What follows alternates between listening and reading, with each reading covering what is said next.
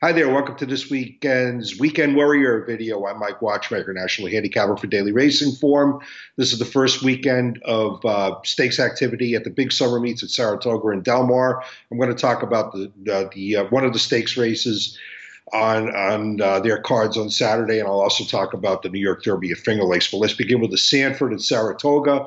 This is for two-year-olds going 7 furlongs, and since it's a two-year-old stake, there's certainly not a lot of form in this race to go on, and anyone in this race is eligible to improve significantly since no one has raced more than twice in this field. But I was torn between the two Steve Asmussen trained entrants in here, Baffin and Direct Dial. I was very impressed with Baffin's career debut at Churchill Downs.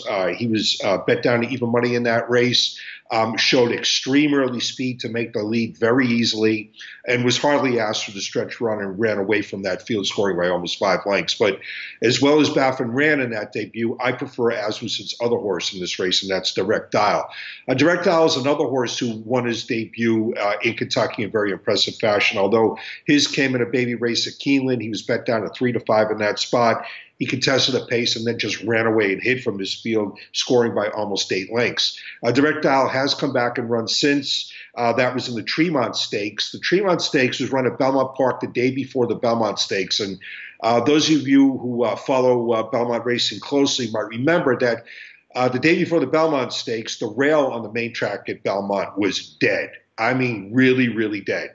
And Direct Dial showed high speed to make the lead in the Tremont and then soon gravitated towards the inside, and he stayed there for the rest of the trip.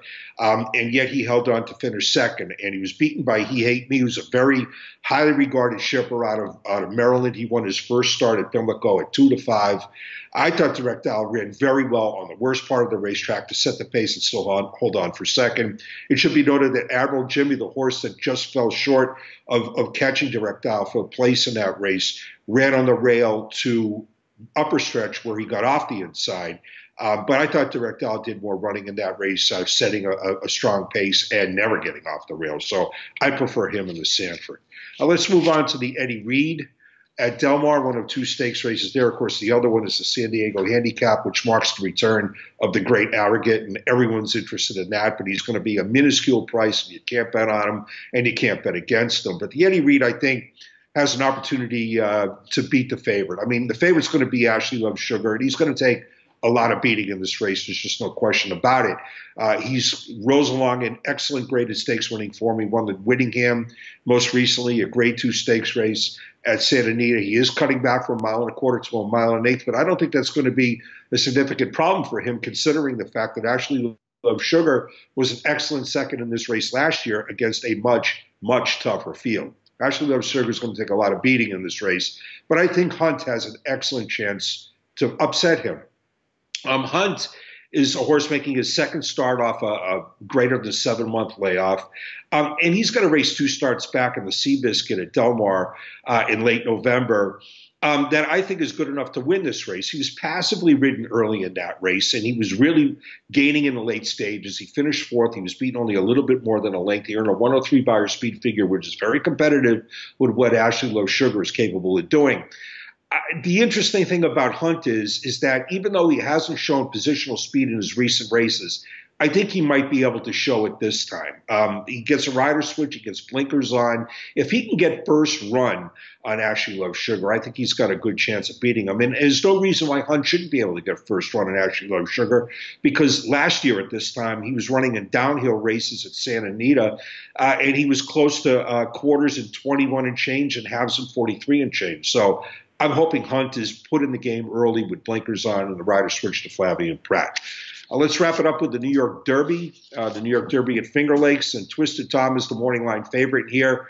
I still am somewhat astonished at the fact that Twisted Tom was sent off at 9 to 1 in an 11-horse Belmont Stakes field. Yes, I know he's trained by Chad Brown, and yes, I'm well aware of the impact that Chad Brown trained horses have on the tote. They're always underlays, but still, that was a massive underlay.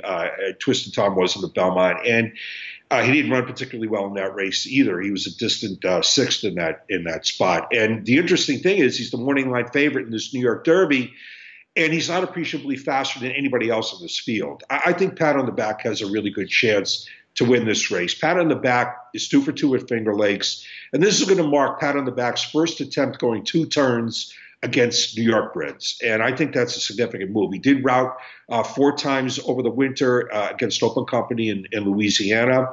One of those routes was okay, but he's a son of Congrats out of an awesome, again, mare. He should really like the stretch out in distance.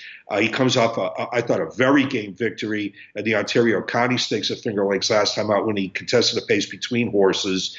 And I think he's probably the main speed in this race. I think he could go straight to the front and never look back. So it's Pat on the Back for me in the New York Derby. That's it for this week's Weekend Warrior. Thanks for watching.